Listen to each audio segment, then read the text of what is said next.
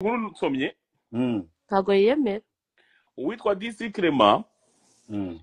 agaragaje ko ngo witwa Annette Murava ngo raporo ya muganga yagaragaje ko ngo arwaye mu mutwe. Wabirebye Oya mani, wabirebye ibyo nonaha koko tubisomye. Reka mbisome Wajyaga wumve. kubera. Buretse gato. Ariko wagiye Yakoze ubwabari. kare. Buretse gato nyine mbisome. Mm. Mu rukiko havuzwe ko raporo ya muganga yagaragaje ko Annette Murava afite ihungabana, uburwayi bwo mu mutwe. Hanyuma wowe urangije umutije kamera na mikrofone ngo navuge ko nta kibazo afitanye n'umugabo we, kandi umugabo wafunzwe. Bro, kuki muri abagome koko? Muzi Cyokoza mva ko nkubwire muri njyewe gufata no inshuti yanyu gafaranga ariko muri kwica Annette. Imana ibababarire. oya mani yabipostinze. Ni ukuvuga ngo uzi ikintu Clement bavuze hariya, uzi ikintu Clement bavuze ati ariko gafaranga kuba yagaruka muri sosiyete nonaha si sawa. Kubera Niko avuze. Nibyo avuze, nicyo bisobanura. Nicyo bisobanura. Ariko rero umuntu abandi bana babaga buriya DC Clement bafitanye beef na gafaranga ahantu. oya. Reka mubwire ndi oya umva Dumba. DC Clement ntago afitanye beef na gafaranga, gusa nanjye reka nkubwize ukuri nyine ntago umuntu aba ashaka kwivanga mu bintu, gusa ntakubeshye nkurikije nyine inkuru twumvishe ibiki ibintu byinshi umuntu aba yarumvishije. Njyewe ntago numvaga bitari ngombwa ko Annette Murava akora ikiganiro atari kumwe na gafaranga yararekuwe wenda, kuko nyine urumva n'utunavuga mane. Ariko reka nkubwire hari abantu bagira inshuti mbi akakubwira atari ko we wavuze we nta platform ufite. None urebe ikibi cy'abanyarwanda aragenda akavuga inkuru kuriya, abantu bakaza bakamureba, yareba muri YouTube studio akabona ibiceri byaje, ejo mu gitondo akagaruka atereka nongereho ibindi.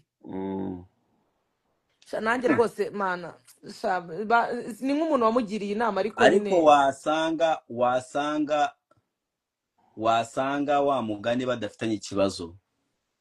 Numva erega ntanubyishimiye ko abantu bagira ikibazo, ariko reka nkubwire Dumba, hari ikintu utazi. None se shaho ko mu urukiko narwo se ko rutari ibya social media ngo rurabeshya ngo kugira ngo mubone inkuru, ruvuga inkuru kuntu imeze. umva nyine nkubwire, impapuro zo kwa muganga zigaragaza ko ngo Annette ari umurwayi. Bro, none se niba ari umurwayi nyine nimumufashe, aho kumutwenga nimamufashe. Ariko nibyo izo mpapuro zirahari ngo zirahari. kitarabesha ni kita kuki abantu bari barandika kita abantu muri comment ngo kita niwe yamubesha. Uwo Chita nawe mu gukunda ko amafaranga yanagukoresha amabara. Bro, ibintu utagakwiye gukora. Chita noneho mu bantu b'abacuyi ba mbere banabayeho ku isi. Uzamutinye bro, uwo muhungu n'umwana mubi cyane. Chita uzi ibintu yankoze? Yagukoze iki kita? Chita yanyambuje umugati bro. Chita yanyambuje umugati ahantu narimo nditerera ikiraka. Chita ngahita babaza ariko ngo reba ngo reputation mu gasoko ngafite. Koko niwe muntu mukomeza gukorana ahantu nagombaga kwamamaza. Ariko se reputation y'umuntu barayishaka iki ko umuntu iyo icyo nicyo bita Kigali. uwo niwe bita Chita. Only the strong survive Kigali. No kuvuga ko Kigali ni inkokora paka. Ni inkokora paka. Uzi ko ibyo bintu njyewe ntabirakarira Kita. Njyewe Kita ko ntago ari byiza ntiwabirakarira ariko si byiza. Kita buri aba yumvaga ko ugiye kumukuraho. Ariko maskini abantu barahangaha bishuti za Murava mujye bumuba hafi sha. Ibintu bya social media reka mabwire. Man ukuntu avuze ngo kwa Marishari aguma asubiramo arabizi ibyo bintu. Arabizi. Niba avuze ibyo ngibyo arabizi. Niba avuze ibyo ngibyo arabizi. Marishari ni iki? Ko ndumva Foxman muziranye cyane. Nuko gusaje Foxman atize agira kuma karuko gutiga. Ariko je nanjye iyo nza kuba mba i Kigali nanjye mwari kuba munyanga cyane, nanjye nari kuba nteranya abantu n'abakire kugira ngo nanjye bakampi. Esho hano abantu baraguteranya. abantu Ikiza ubu ngubu abakire basigaye baza bareba icyo ukora bakavuga ati uyu muntu ndabizi ko yamfasha iki kubera ko mubonamo ubushobozi. Ariko kuvuga ngo ugiye guca kuri runaka mana aragusebya akavuga ukuntu ntacyo ushoboye akavuga ukuntu uri inzererezi akavuga ukuntu ako kazi atari we wagabaye ukaberewe afite uwundi muntu wagaha bikagesha nibyo ubundi nibyo bagukorera none ariko ukajya icyiza umukire wakwishyizemo nawe barabimubwira. None se njye reka nkubwire reka nkutere story.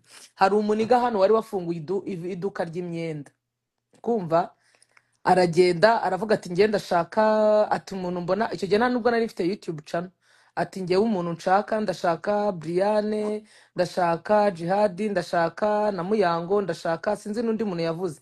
Uwo muniga ni umukinnyi w'amafilime niwe bari gukorana. Umuniga aragenda arababwira ati ariko se nk'ubwo Briane kweri bari abana n'abarara b'imihanda ubwo urabona azamamaza iki azagenda ku isimbi yamamaze ati bari abarara ugiye kubaha amafaranga y'iki wayafasha ukayareka twebwe ukayahereza n'abandi baniga bacu b'abakinnyi b'amafilime.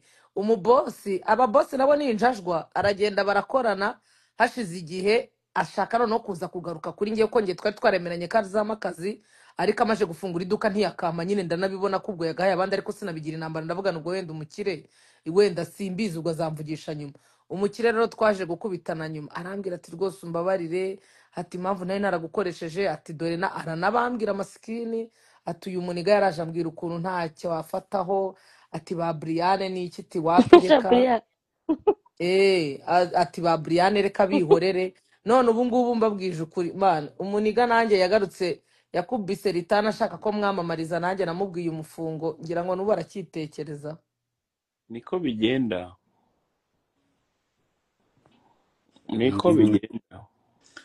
kuri live ntabwo umuntu ushobora kuvuga ijambo akarirangiza ni Briane kubera aradodadoda yabemeze ngewe nanjye ndabafatira rega ndabazi ntavuze ngewe hano ntabwo wavuga ikintu ngo kirangize ubu ngewe rero uvuga ucecekamo gutya mba nyivuga gutya akasuka kahita ngo yewe Briane akangiza none se ahubwo ntuza inkindi Aisha